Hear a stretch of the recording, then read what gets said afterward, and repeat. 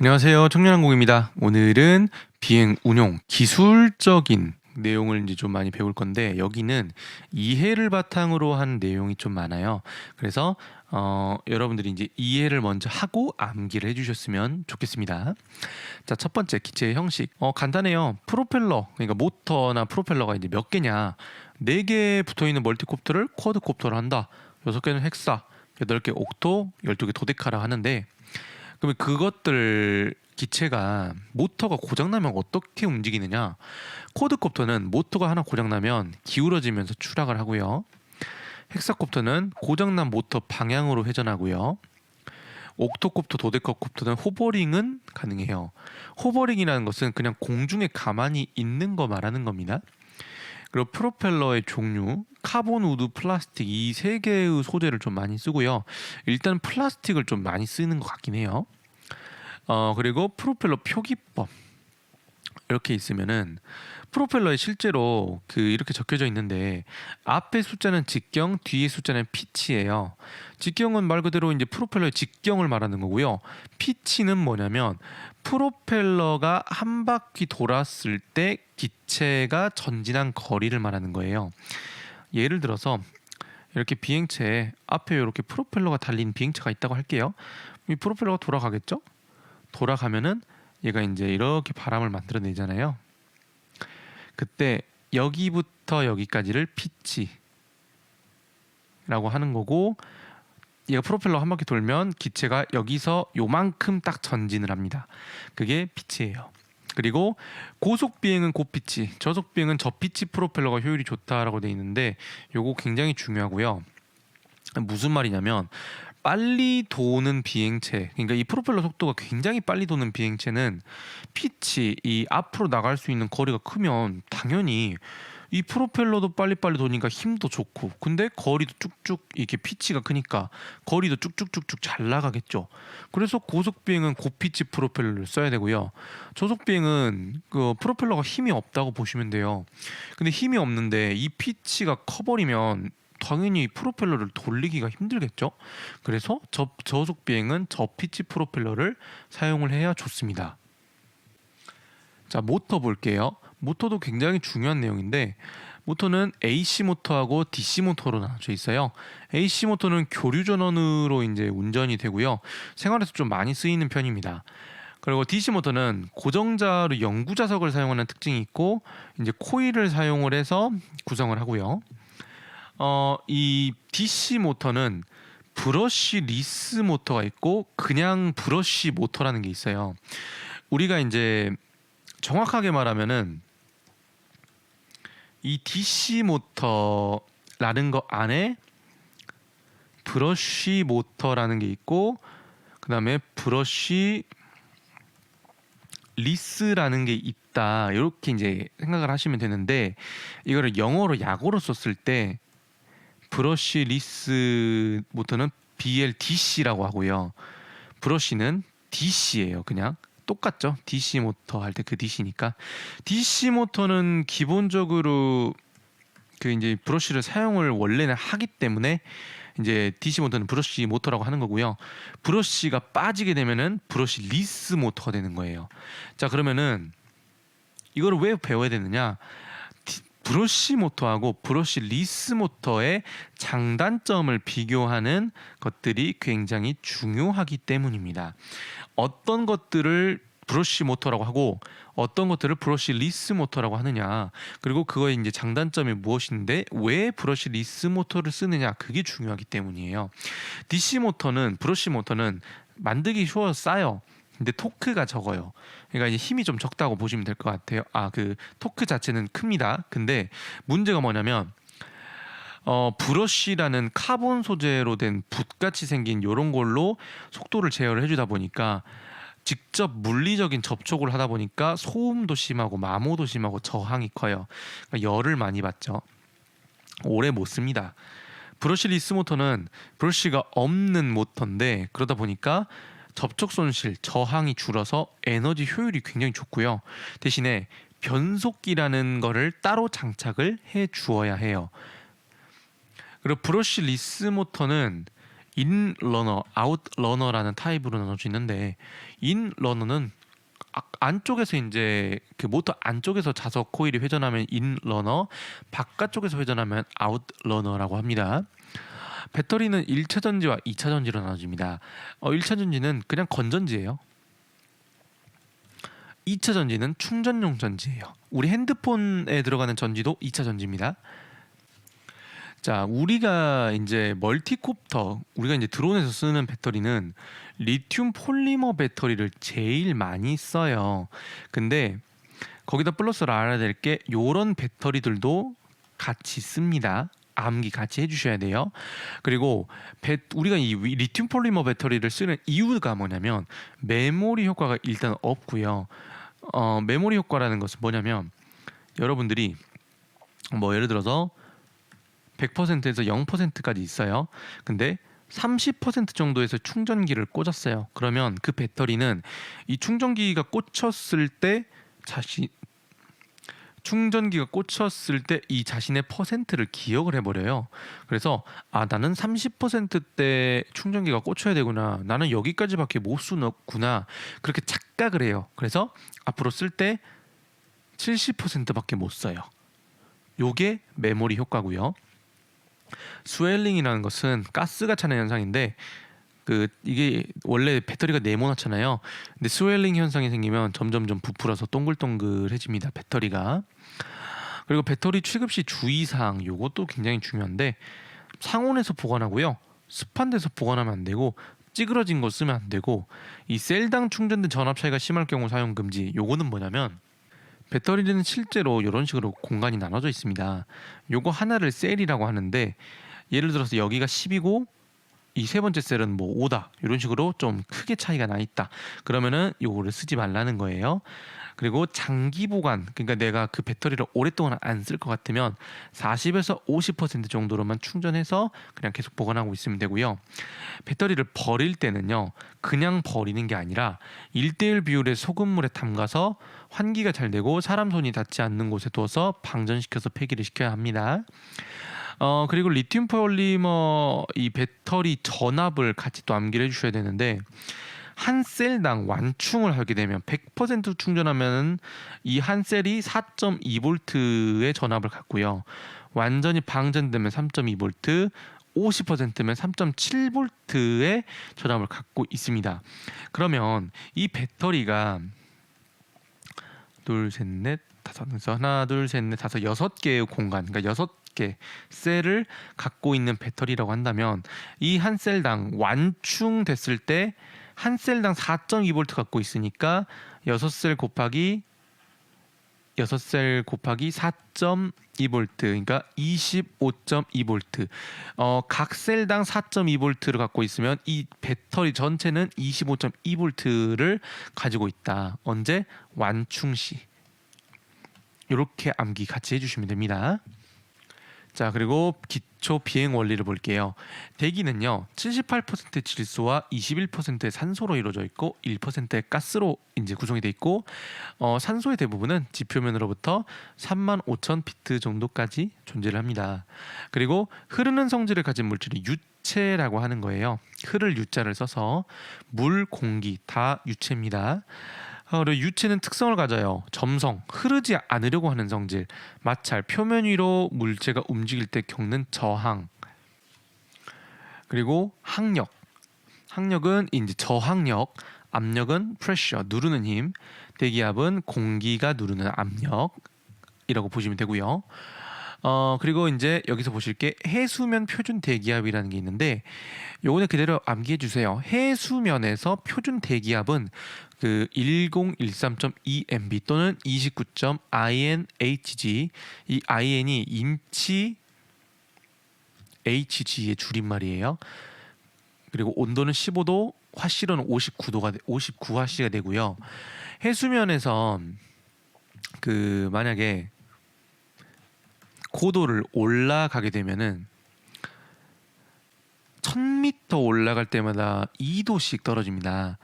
자, 해수면 온도가 만약에 그냥 예를 들어서 한 30 정도 됐다고 가정을 해 볼게요. 그러면은 죄송합니다. 미터가 아니라 피트군요. 1000피트 올라가면 여기 이제 온도가 2도가 떨어지니까 28도가 되겠죠. 요거까지 같이 계산해서 암기를 해주셔야 돼요. 자, 죄송합니다. 미터가 아니라 피트예요. 피트. 자, 그리고 공기 밀도에 관련된 내용이 나오는데 밀도 고도에 대한 내용이 나와요. 여기는 무슨 말이냐면은 우리 그 제트 엔진, 항공기에 붙어 있는 제트 엔진 생각하시면 되는데 비행기에 붙어 있는 제트 엔진은 공기가 들어갔다가 나오면서 출력을 낸단 말이죠. 근데 밀도가 적어진다라는 말은 하나의 공기가, 예를 들어서 하나의 공기가 가지고 있는 이 공기 덩어리가 가지고 있는 공기의 양이 좀 적다라고 이해하시면 돼요. 근데 이 공기량이 적은 공기 덩어리가 이렇게 이제 들어갔었을 때 당연히 들어가는 양이 적으니까 나오는 양도 적겠죠. 그러니까 공기 밀도가 낮아지면 항공기 성능이 떨어질 거고 앞으로 나가는 추진력도 떨어지고 위로 올라가는 힘인 양력도 떨어지게 됩니다. 요거를 같이 묶어서 암기해 주시면 되고요. 밀도는 공기의 압력이나 온도에 따라서 영향을 받습니다. 자, 여기는 베르누이의 원리라는 건데 베르누이 원리에서 봐야 될 거는 딱 세 가지예요. 전정동 그리고 여기 내용인데, 자, 이 관이 있어요. 가운데를 찌그러뜨려 가지고 이렇게 나눠 가지고 1번, 2번, 3번 이렇게 공간을 나눠놨는데 이 움직이는 힘을 우리는 동압이라고 하고요. 움직일 동자를 써서. 그리고 이제 좀 덜 움직이는 상대적인 힘을, 이 동압과 반대되는 힘을 정압이라고 하는데요. 이제 이 사람이, 베르누이란 사람이 이 실험을 했을 때 가정했던 부분은 가운데 요 관을 찌그러뜨리면 이 2번 파트를 지나갈 때, 그 공기가 지나갈 때 공기량이 1번하고 3번에 비하면 그 좀 적을 것 같다라고 판단을 했거든요. 근데 1, 2, 3번의 공기 지나가는 양은 똑같았어요. 왜 그랬냐? 자, 2번에서는요. 그 공간이 이렇게 확 줄어드니까 공기가 지나갈 때 속도가 빨라졌어요. 속도가. 여기 보시면은 여기에 첫 번째 이 왼쪽에 있는 것들이 속도계인데 속도가 좀 빨라졌죠. 그러면서 동압이 커졌습니다. 그리고 반대로 상대적으로 이 동압이 커졌으니까 그 반대 힘인 정압은 좀 작아졌고요.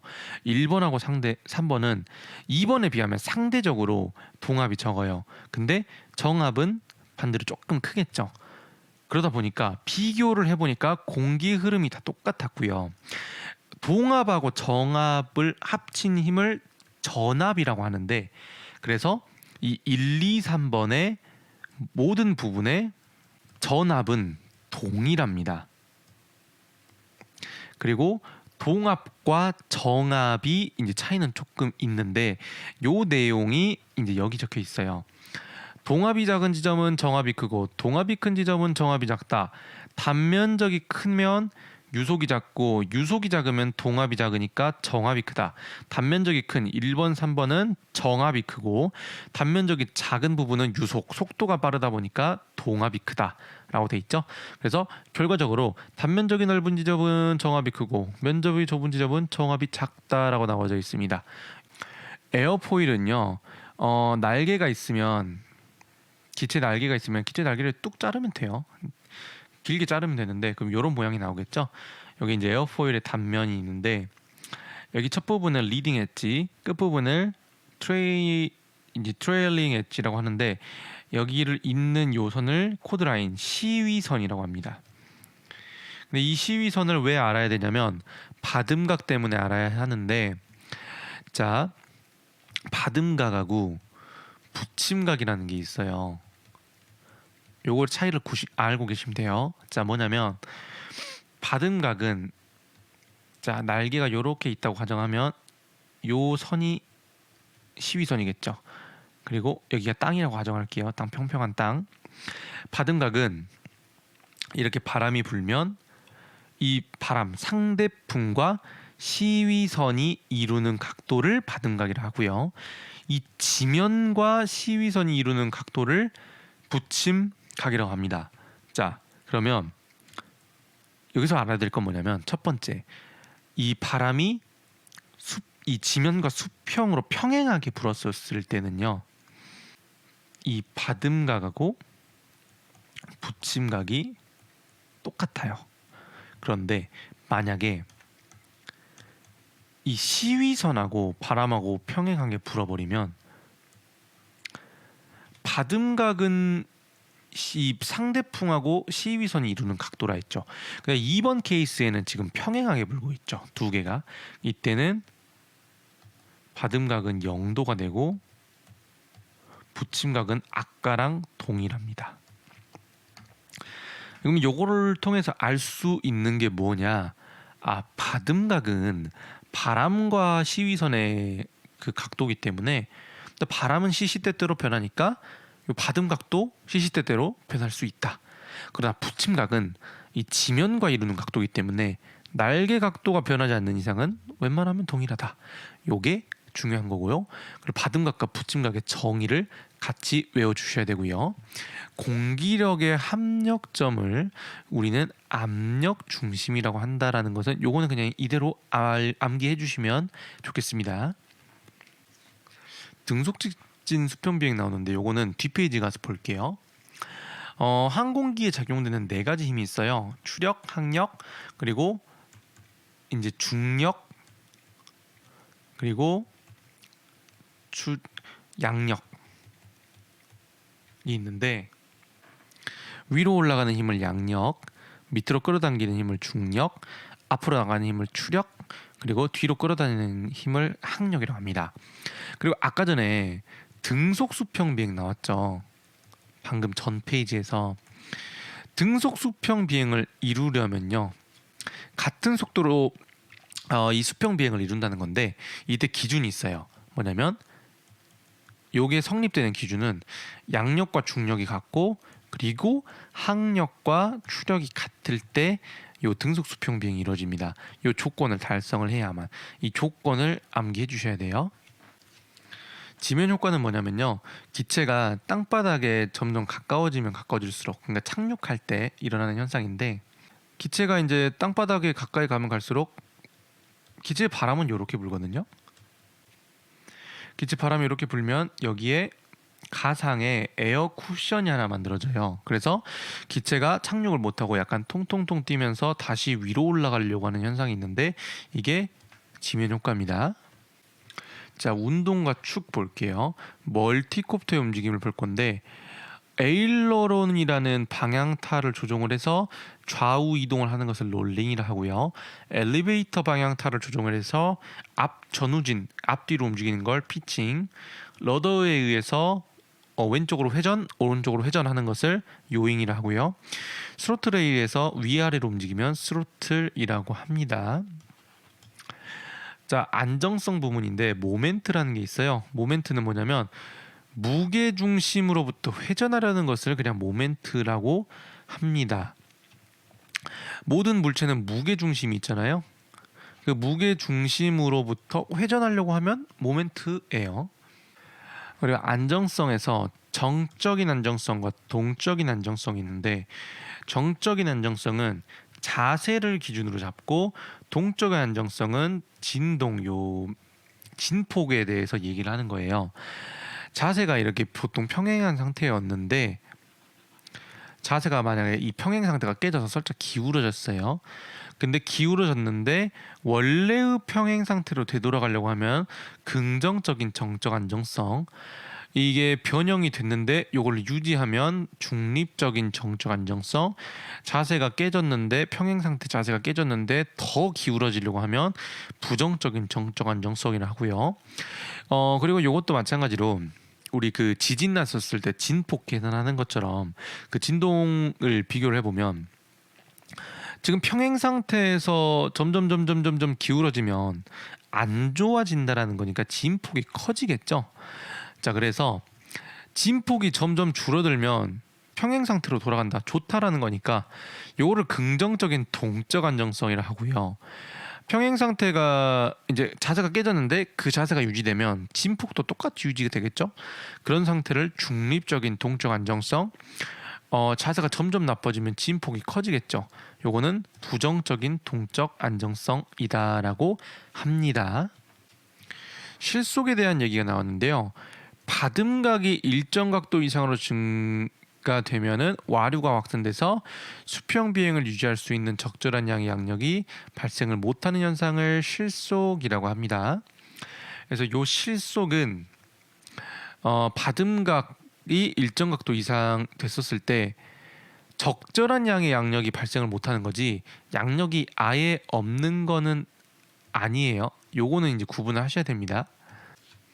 토크에 대한 반작용 내용 볼게요.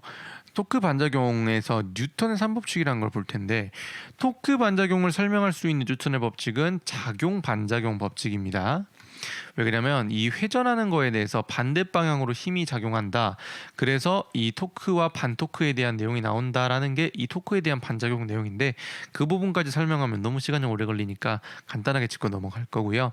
뉴턴의 3법칙은 세 가지가 있습니다. 관성, 가속도, 작용, 반작용. 관성은 내가 운전하고 있는데 브레이크를 갑자기 끽 밟는다고 해서 뚝 멈추지 않고 밀리잖아요. 그게 관성이고요. 가속도는 힘을 주면은 더 빨리 간다. 우리 자전거 페달 밟는 거. 작용 반작용은 이제 물체가 어떤 이 한쪽 방향으로 힘을 가하면 그 반대쪽 방향으로도 힘이 가해진다라는 겁니다. 자, 다른 내용들은 다 본 내용인데 여기서 알아야 될 거 하나. 비행 공역 금지 구역이 나왔어요. 금지 구역은 사실 당연히 암기해 주셔야 되거든요. 여기가 뭐냐면 원전하고요. 청와대 그리고 휴전선 인근인데 그리고 이제 여기 P64 지역은 태백이 아니라 울진이 P64예요. 요거는 알고 계셔야 됩니다. 자, 그리고 비행 금지 구역에서 하나 더 볼게. 요거 P73인데 이제는 청와대가 이제 대통령이 집무실이 없죠. 그래서 그냥 대통령 집무실, 지금은 용산이죠. 거기가 P73입니다. AIP, 노탐이라는 내용이 나오는데요. AIP는 뭐냐면 항공정보 간행물이라는 건데 영속적인, 그러니까 영구적인 성격을 띤 간행물이고 노탐은 갑작스럽게 바뀐 거를 전기통신수단으로 배포하는 공고문을 말합니다. 그리고 항공고15의 유효기간은 3개월 이상을 넘으면 안 돼요.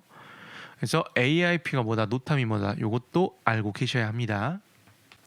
자, 센서 볼게요. 제어기 FC는 사람으로 따지면 뇌예요. 모든 센서 데이터를 처리하고요. 가속도 센서는 자세를 잡아주는 거고, 가속도 센서는 그 속도를 잡아주는 거고요. 자이로 센서는 자세를 잡아주는 거예요. 헷갈릴 수 있는 부분은 자이로의 다른 말이 각속도라는 말이 있다 보니까 헷갈리는 거고요. 여기 기울어짐의 변화량을 측정한다, 기울어짐을 측정한다. 이건 뭐냐면 기울어짐을 측정을 한다는 건 기울어졌냐 안 기울어졌냐, 기울어짐은 얼마나 기울어졌냐를 측정한다는 거예요. 우리 멀티콥터는 모터가 고정돼 있단 말이죠.